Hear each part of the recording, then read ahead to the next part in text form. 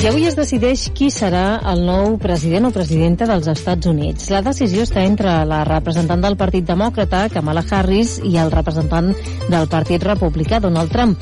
Els percentatges cada vegada estan més ajustats i qualsevol canvi és clau. Avui ens acompanya el periodista Rafa Burgos, amb qui volem parlar del funcionament, de les claus d'aquestes eleccions i de quin impacte suposaria la victòria d'un o altre candidat, Molt bon dia, Rafa, de nou. Benvingut aquí al Badalona. Què tal? Bon dia.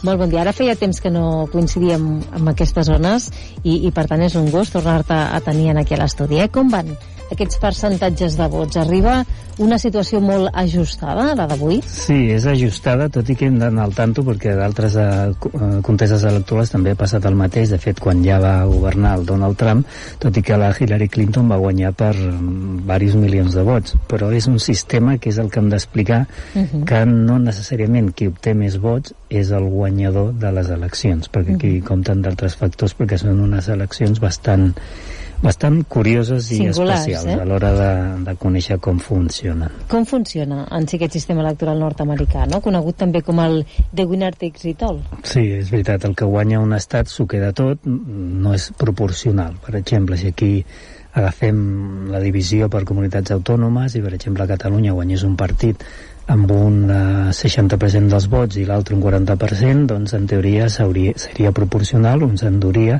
una representació del 60% i un del 40%. Als Estats Units no, seria, si tu guanyes, sigui el partit que sigui amb un 60%, et quedes tots els escons que correspondrien amb aquell territori.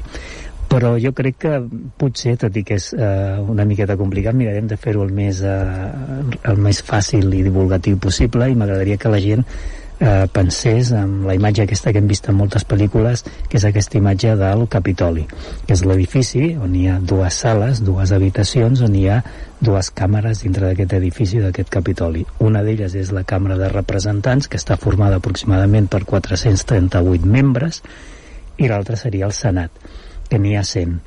El Senat ho enllestim ràpid, perquè són 100, i fixa't que els estats als Estats Units són 50. Per tant, 50, cada estat té 2 representants, 2 senadors, per tant ja tenim aquests 100.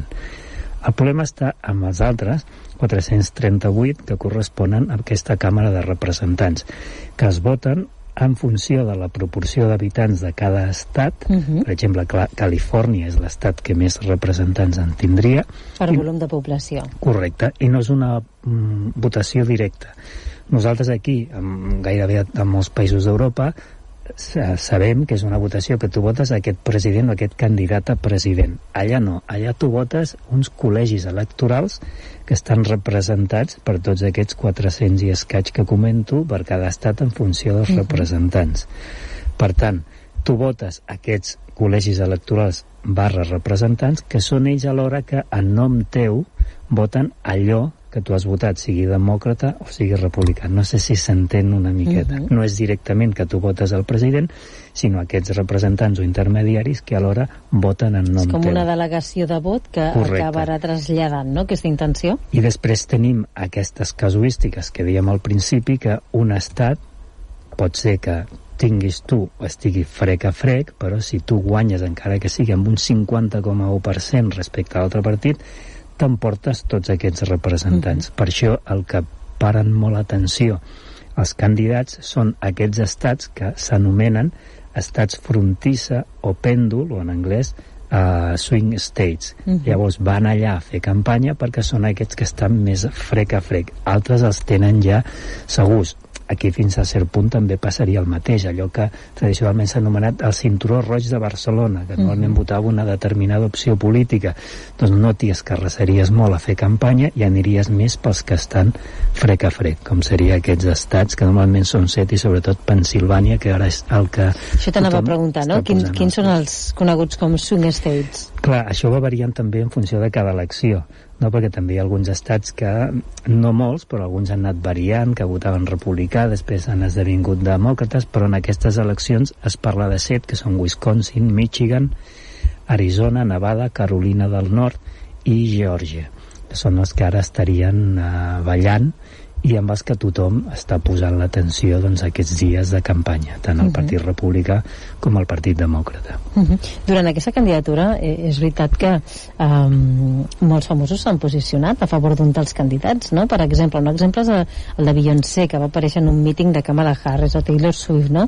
O en el cas de Donald Trump, la figura d'Elon Musk donant també el seu suport explícit. Com afecta al final aquest posicionament a la intenció de vot del ciutadà? Això forma part d'aquest món de l'espectacle, d'aquests grans mítings que es fan, que són molt a l'americana, no? Amb molta participació també de gent del món de les celebrities, o com és el cas de tots aquests que tu esmentaves, la Jennifer López també, que això el vot hispà també és molt important, tot i que el vot hispà també haurien de precisar-ho, perquè hi ha també molts hispans que voten republicà per allò d'estar en contra d'aquesta darrera immigració que ve sense papers, que pot semblar contradictòria, vull dir, vosaltres també heu estat migrants, no?, al seu moment.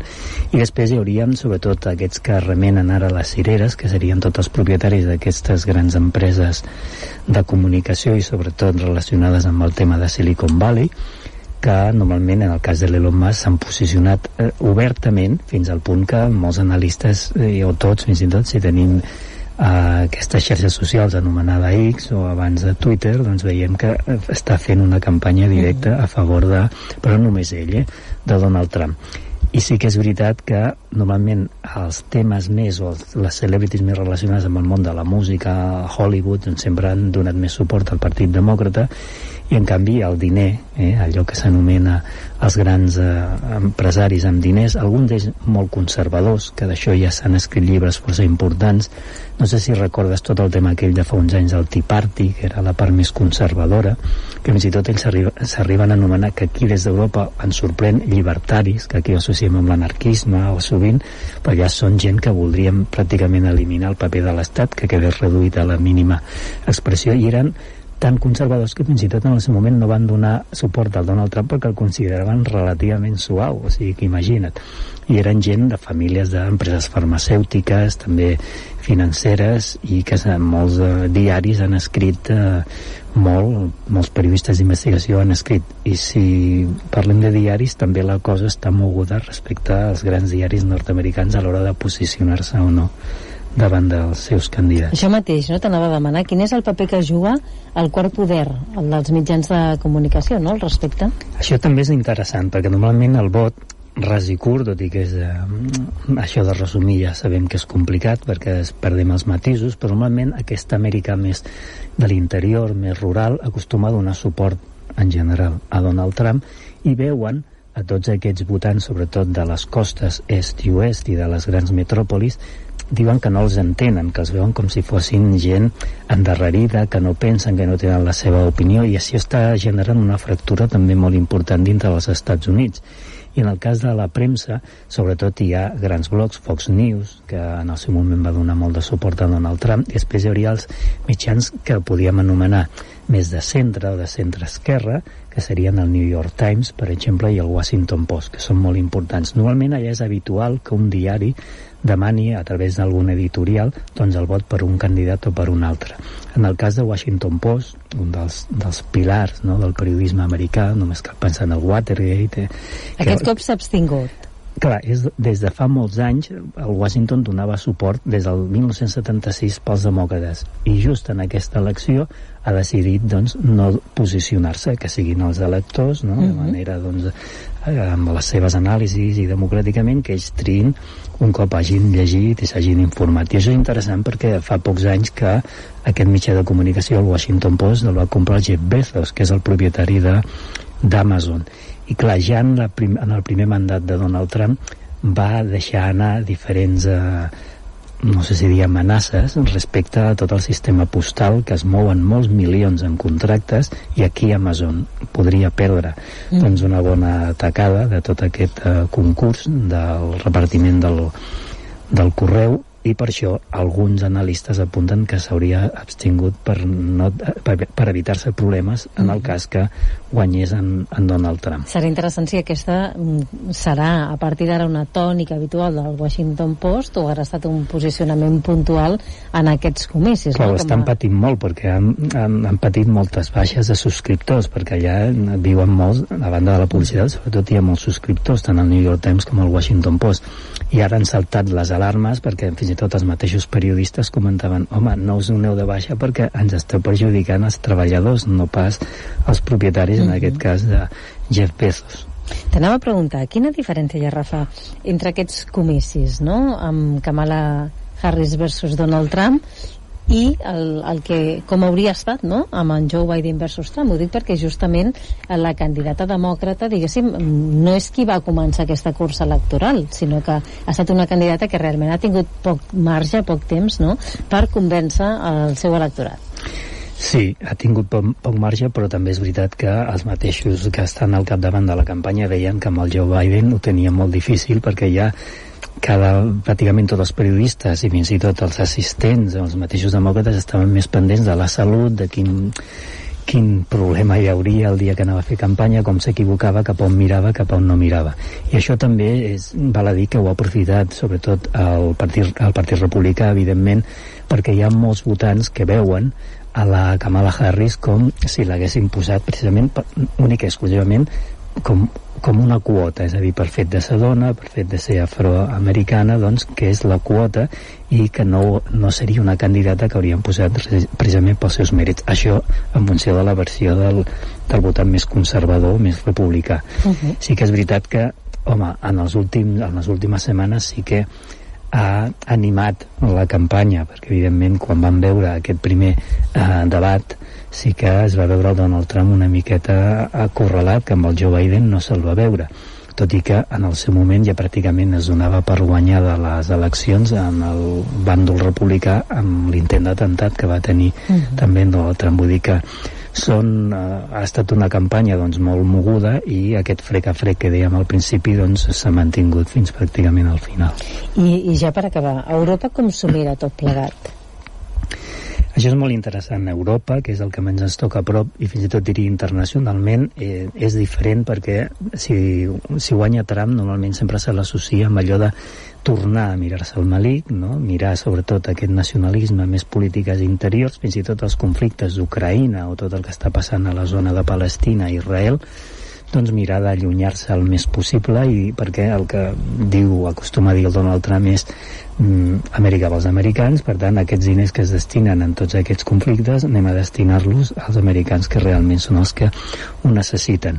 Per tant, home, des d'Europa sempre s'ha vist amb més simpatia, en aquest cas el Partit Demòcrata, en aquest cas Kamala Harris, que no pas el Donald Trump, sobretot quan ell ja porta advertint des de fa molt temps, i que ho han acabat complint tots els països de la Unió Europea a través de l'OTAN, és que augmentin els pressupostos militars. Això sí que ho ha tingut molt clar, que no seria als Estats Units que anirien a salvar Europa, sinó que els mateixos europeus haurien de posar els calés per fer-ho. Per tant, sí que hi ha aquesta diferència, sobretot en política exterior i conflictes, i aquest tancament doncs, més dintre del propi país. Jo deia al principi, avui es decideix qui serà el nou o la nova presidenta dels Estats Units, però de fet això d'avui és una mica enganyifa, no? Perquè aquest és un procés que va començar ja fa cert temps i que encara s'allargarà. Sí, aproximadament, clar, són terminis que arribarien fins entre el gener i el febrer, quan oficialment, tot i que ja sortirem de dubtes pràcticament el mateix dia, perquè això sí que quan tens més o menys aquests representants dels col·legis electorals normalment no fallen, evidentment és aquest vot delegat que voten pels seus representants, i ja més o menys tothom està fent números per sumat amb aquests del Senat, que eren aquests 100 sumes, i ja més o menys saps qui serà el proper president, però oficialment sí que ens hem d'esperar algunes setmanes. Molt bé, doncs Rafa Burgos, moltíssimes gràcies per haver-nos acompanyat avui i posar una mica de clarividència en tot plegat. Sí, perquè no és fàcil, fins i tot a nosaltres ens costa aprendre, i fins i tot si surten també aquestes tàctiques del gerrymandering i tot això, però això sí de cas un altre dia en parlem. Moltíssimes gràcies, fins a la propera, que vagi bé. A vosaltres, adeu.